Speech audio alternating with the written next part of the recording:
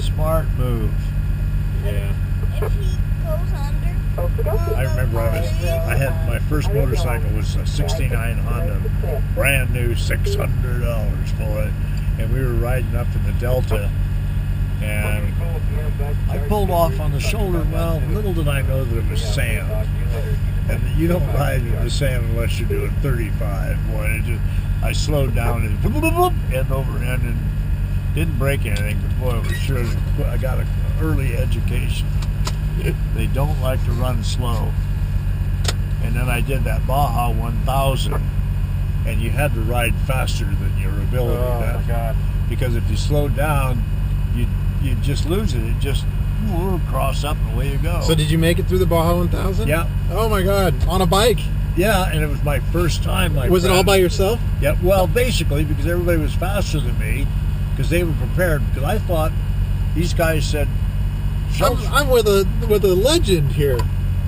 Well, there's a lot of stories there, and I'd gone down to the used car lot to show off my brand new Honda 350 Scrambler, and I was so proud. It was the first thing I ever bought new, and here's this beautiful red and white Scrambler with the upswept pipes, and I drove into this used car lot, and there's a bunch of guys with motorcycles.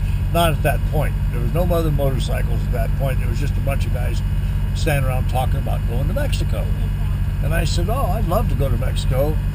And they said, well, bring your bike. We'll just leave your bike, and I'll give you a lift back to your house. I lived in East Oakland at that point.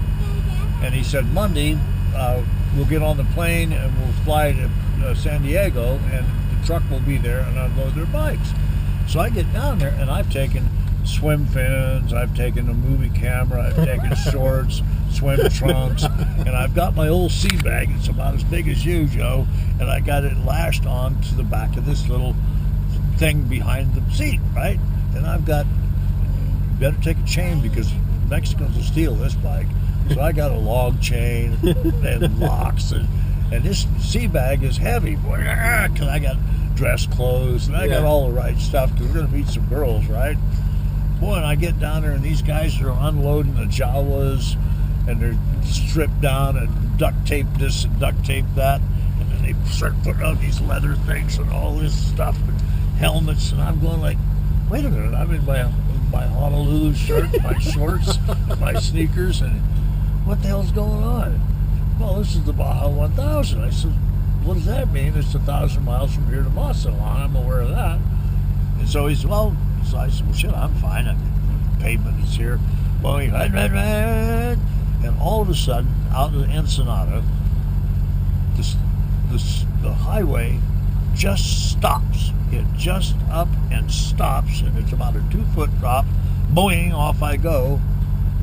And now it's 1,000 miles of dirt road. Working your butt off. Oh man, and I wanted to keep some people. I wanted to be with some people in case I broke, because metal fatigue. Yeah. Just took that brand new bike. Oh man, a brand new bike, man. And the toolkit. There went the toolkit. A few miles later, the rear fender vibrated off because I had so much weight on the last of that thing. It let go. Oh man, what a mess! But I made it. Cost me 7 pounds in that. Took me almost a week to make it, because I was always stopping. I'd see somebody fall off, and I'd stop and help them get back on the road. Well, it wasn't the road, but I mean, I felt bad because one guy had broke his ribs, so I was hanging out with him.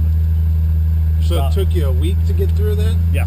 Oh my God. Well, you know, I'm not a beat myself to death guy, and I had my brand new motorcycle, and I felt, you know, like I want to keep my motorcycle, man. And it was just literally, we went through a dry lake bed, and it was like riding through water. You were about axle deep in this powdery stuff, and that powder, I'm looking down the cylinders and the chrome and everything. It was a salt, been an ancient lake with salt in it, and it just ate up my chrome. My chrome's going to hell, and now the aluminum parts are starting to grow. And it was